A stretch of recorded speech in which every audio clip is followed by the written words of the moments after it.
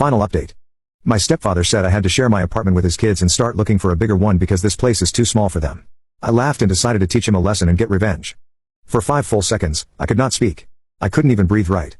All I could do was take in the sight of everything I had spent years building. The peace, the aesthetic, the sanctuary, being trampled by someone else's mess, someone else's noise, someone else's kids who were not my responsibility.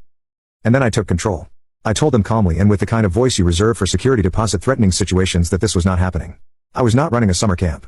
I was not going to be manipulated into rethinking my stance just because the kids were now physically present like some kind of parental Trojan horse.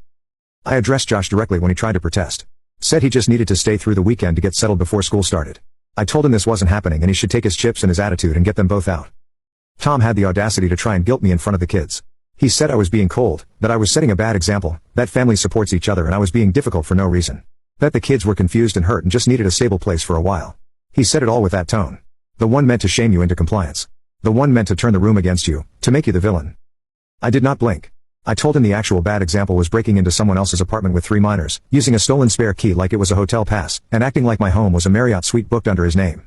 I said if he wanted to teach his kids about stability, he could start by respecting someone else's autonomy and not playing landlord with an address that did not belong to him. I said they had 1 hour to leave. Not 2. Not overnight. Not we'll talk about this later. 1 hour.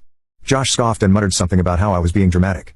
Megan slammed the bedroom door and then realized she didn't actually have the upper hand when I opened it right back up. Eli looked vaguely concerned and started putting his cards back into the suitcase slowly like he thought he might still win me over with cuteness. But I stood there, arms crossed, silent and immovable, like the bouncer at a VIP club they were not on the list for. I did not yell. I did not argue. I watched. They packed slowly at first, clearly assuming I'd cave. That I'd fold under the pressure of teen-sized and passive-aggressive door slams. But I didn't. I stood in the living room calmly scrolling through emails on my phone and checked the time when the hour was halfway up. When they realized I was serious, fully serious, the pace quickened.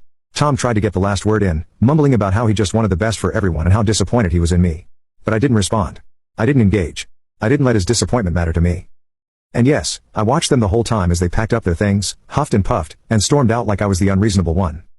About a week after the Great Kid extraction, that's what I started calling the surprise eviction I orchestrated after Tom decided to turn my apartment into a daycare with 0 notice. I came home from work to something taped to my front door. It wasn't a notice from the building. It wasn't mail, a flyer, or anything remotely normal.